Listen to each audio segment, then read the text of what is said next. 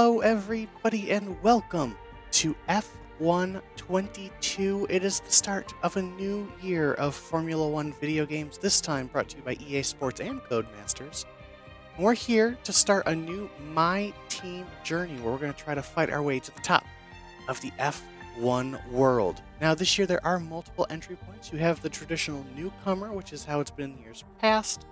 You don't start off with any money, no nice factories, none of that kind of stuff.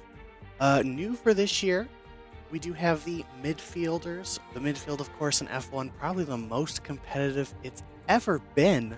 The likes of Alpine, Haas, McLaren, and then the championship contenders start off with a ton of money, nice resources off the bat, be up there with Red Bull, Ferrari, and Mercedes right off the bat. However, we're not going to do that. We're going to start off in the midfield. I've done the newcomer in the past. I think it's time to start in the midfield. The midfield, of course, being the most competitive in F1 ever, I'd say. So we're going to go with that. We are going to go with a full season for now. This might change in the future as there is rumored to be DLC tracks. Or, just in case in the future, if I get really tired of certain tracks, looking at you, France. In terms of the races themselves, we are going to do full qualifying, full practice, and we're going to do 50% races, so the long settings as it was. That's about as much as I can really do for a Formula One race, if I'm going to do full seasons and stuff. We're also going to have the icons on, so we can hire some of the legends of the sport along the way. Maybe we'll start off with one. Don't really know as of yet, but we're going to leave those on, and we're going to run with those settings, and we're going to get ready to go ahead and start a new time in My Team. Welcome to My Team. Here you'll experience the world of Formula One, not only as a driver, but as the owner of a brand new F1 team. First things first, let's create your driver. Firestarter. So, tons of names to pick from for our team. I do like Golden Girl because I'm a huge Golden Girls fan. However, we're going to go with Grim Reaper for a couple of reasons. One, we're gonna slay the competition. We're going to work our way through the field that way. And also, it's just funny to hear him say that. So, we're going to be the Grim Reaper. Maybe we'll change it along the way, but that's just funny to me. We're also going to go with number 62, of course, my favorite number. And now it's time to actually make our driver's look. So go ahead and go through all the helmets here. I like this one, but I really like this one right here because I think we can get a nice pink and yellow out of it. Even though our team color is going to be black and yellow as the main, the third color is going to be a pink. However, when it comes to the helmet, I really like the pink and yellow look. It's kind of a lemonade look. I really enjoy it, so we're kind of going to go for that when it comes to all of our suits, gloves, helmets, stuff like that. And I think it just is going to look really nice. So, getting a nice yellow here for the top as well. And also our gloves, and there's our suit. Really like this design. It is one of those you have to unlock. Let's go through selecting all of our emotes and stuff, and I think we're good to go on all this. So let's go ahead and get to the meat and potatoes of it. Great. Now let's set up some of the key details of your new team. We'll start with an easy one. What name would you like to give the team? I mean, that's easy. As always, I'm going to go with Desatel Racing. So just going to, after a quick mistake there, we'll go ahead and fix it. And Desatel Racing is entering the Formula One grid. Now, some kind of income stream is critical, so we need to sign a primary sponsor. Our primary sponsor will pay a signing bonus to the team up front. This is vital to cover the early investments we need to make. They will also provide valuable weekly income for us. Each sponsor has a goal they want the team to achieve. If we hit that goal, the sponsor will pay us an additional goal bonus. Alright, so plenty of sponsors here to pick from, and obviously it shows us the biggest signing bonus. However, Moon also has the highest weekly income. Now we do need to score 25 points in a season to hit the goal bonus. The bonus is only 6.08 million. While that is a good deal, I don't like that logo at all. So we're going to go with the second option here since their goal bonus is a lot bigger, the weekly income only a little bit smaller, as well as the signing bonus only a $100,000 difference. I think that's just going to look a lot better on the car anyway. Fantastic! Now we've got a budget to work with. Our car won't be going anywhere fast without a power unit. So let's sign a power unit supplier now. We need both performance and durability from our power unit, but we also need to balance the books. We're going to have a lot of other areas to invest our cash into. Yes, of course, this is always one of the biggest things when you're doing the My Team, especially if you're starting at the bottom. But since we're a midfielder, we can afford a nice powertrain. I was thinking about doing Red Bull. The Mercedes, I think, is going to get nerfed pretty bad in a future patch, so I didn't want to go with that. However, the Ferrari, we can afford that, and I think that's going to be really important to have durability in our first season, so we'll go with We them. almost have all the key partners for our team now, but we still need a teammate for you. These are the drivers available to be your first teammate. They all have their own strengths and weaknesses, so consider everything when deciding who to hire. Drivers earn acclaim based on their performances. When a driver earns enough acclaim, they will level up. The higher a driver's level, the more acclaim they will earn for their current team. And remember, the faster the team levels up, the faster our income will increase. The higher a driver's experience, the more resource points are earned to spend on vehicle upgrades. Racecraft is the driver's skill to effectively complete overtakes when opportunities arise. Awareness shows the driver's ability to avoid errors and incidents. Pace describes the driver's ability to set competitive lap times. Focus represents the driver's current form and state of mind. Rating is a summary of the driver's overall skill level.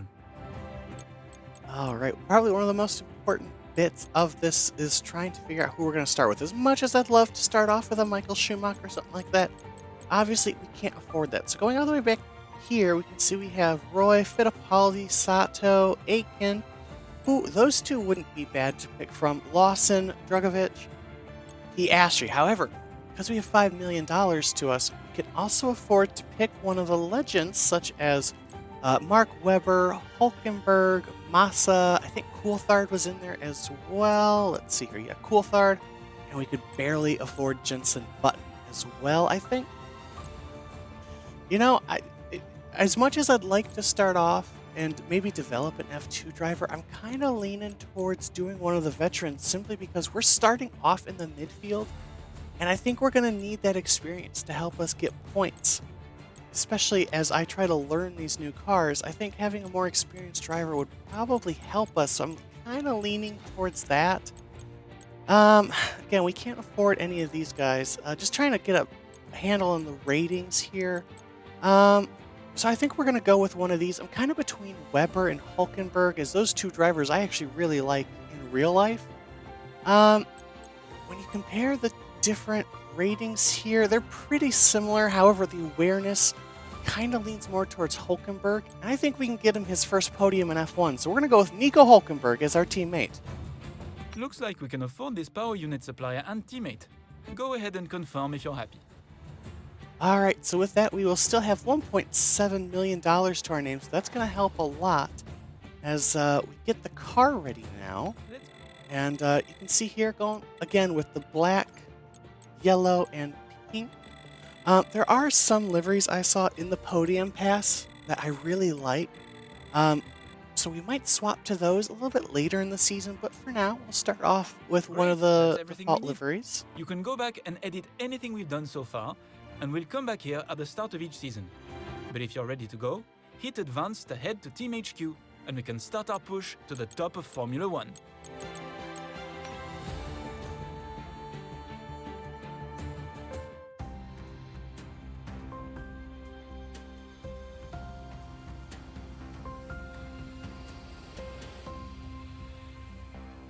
Hello folks, and welcome to this, a very special edition of Paddock Pass.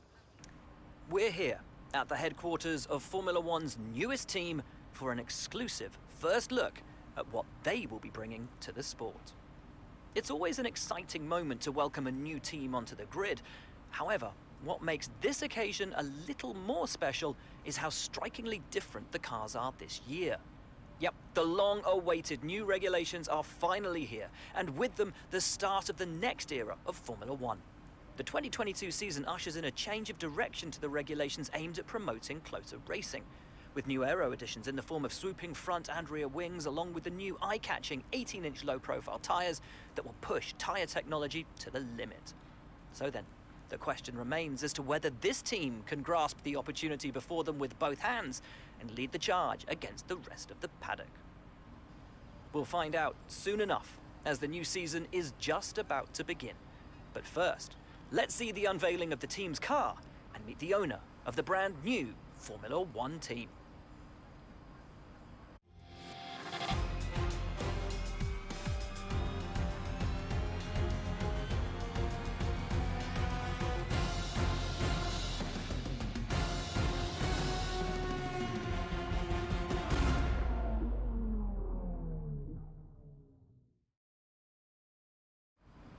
Well, first of all, thanks so much for inviting us here today. It's been wonderful to see behind the scenes. As you might expect, I've got about a million questions, so let's jump straight in. It's been a long time since we last saw a team owner take their own car onto the track, and the sport's changed enormously in the intervening years. How are you going to handle the responsibilities of both managing and driving for a Formula One team? So these first couple questions, it doesn't really matter what you say, it's more for yourself. So we'll go with this left one here, try to build some team morale, if it could affect it at all. Let's talk about your teammate. Now, it's clear they're excited to have signed with you, but tell me, what is it that you think they bring to the team? Like I said, I want someone who I think is going to bring us points early on, and I think we can help get Nico maybe to a podium finally. So I think we're going to have to talk about how their skill set's really going to help us early on in the team. So you've obviously been putting a lot of work into the car. I know it's early days, but how do you expect it to feel out there? All right, so this is when it starts to matter. So we're going to try to answer for all of our different departments here. So again, traction huge. Most of the other teams can boast years of experience in Formula One. Where do you see the opportunities to make those vital performance gains you need to put you within reach of the other cars? All right, so we started with our aerodynamics. So taking a look at our other options here, let's go with the power unit, try to boost that department up a little bit. Ultimately, your success this season is going to come down to whether you can take positions from the other drivers. What is it about your car that's going to give you that edge in those battles? Okay, so I think this might be the last question. There might be one after this, so we're going to go with a light car, try to boost the chassis department. And finally, with so many specialist departments working together here at your headquarters, and with such an important deadline coming up, who's getting that coveted Teacher's Gold Star? Which group do you feel the most proud of right now? I don't feel like this is a question a team owner would really answer outright, but again, we got to try to boost some of our certain things. Let's give the durability department a shout. Well, thank you so much for your time. It's been wonderful to get an insight from you and, of course, to see around the headquarters. Thank you for today. Really appreciate it. And thank you all at home for watching as well. We'll see you very soon. All right, so now that the interview's over, we get to the good stuff. We do get to sign a secondary sponsor now. Going to sort it by the weekly income, because I think that's going to be the most important for us. Let's see, just about $100,000 a week. That'd be absolutely great. And the bonus is just to the goal bonus is just to out-qualify your rival. We don't have a rival in the first race, so we wouldn't get that the first week. But later on in the season, I think we can definitely do that. So for just about $100,000 a week, we're going to go ahead, sign up with them, and let's work on getting their logos on the car. So we do have all of the, well, I say all, only two of our two logos on the car, taking up a lot of space. Hopefully we'll be able to fill that out with more sponsors soon.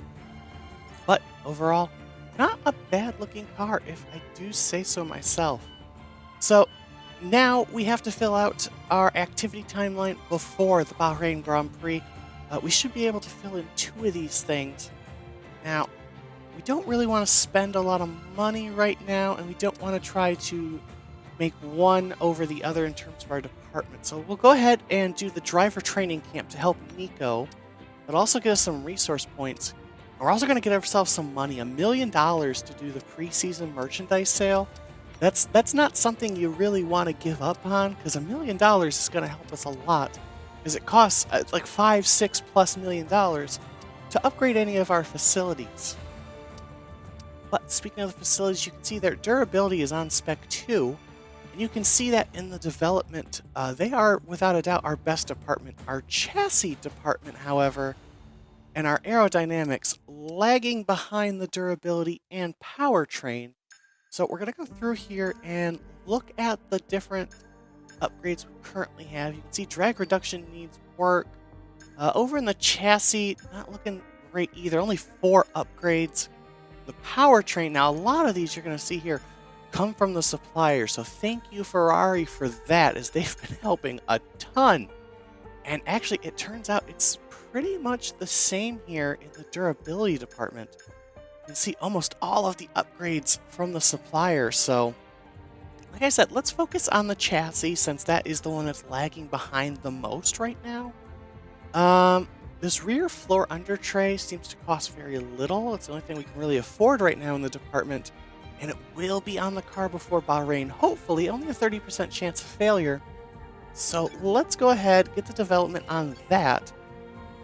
With only 300 resource points, not much we're going to be able to do now, but hopefully that part doesn't fail, and we'll be able to get that on the car, and then hopefully any other resource points we get we can do after a practice and qualifying in Bahrain.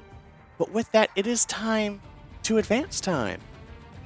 See there, getting our driver training camp done, got to get our merchandise done. Good amount of money and resource points coming in. Now where we're able to attract a new I don't know why he's sponsor to the talking team. about a sponsor. I already did it, but thank you. And if you saw, we do get that upgrade. So we do have an upgrade. You can see here, we got so many more resource points already. We're back up to 1,500. So we could go ahead and get another upgrade done. But like I said, I think I want to get on track, do some practice, maybe do the qualifying session too. And then I think we'll have a better understanding of what's needed in the car, what we really need to focus on going forward. But I'm really glad to get one upgrade on the car before Bahrain already, especially with how much all these cost. I think it's just going to be best for us to go ahead and wait to see what the car is like on track. So I hope you guys enjoyed this video. If you did, leave a like, and of course subscribe for future F1 My Team episodes. This is episode 1, or episode 0, I guess, if you'd like. Because, again, we haven't actually gotten on track. I'll do the practice sessions off screen because I don't think you're going to want to watch me just do the practice programs. But you will see qualifying and the race for Bahrain in the next episode. So thank you guys so much for watching. I'll see you next time.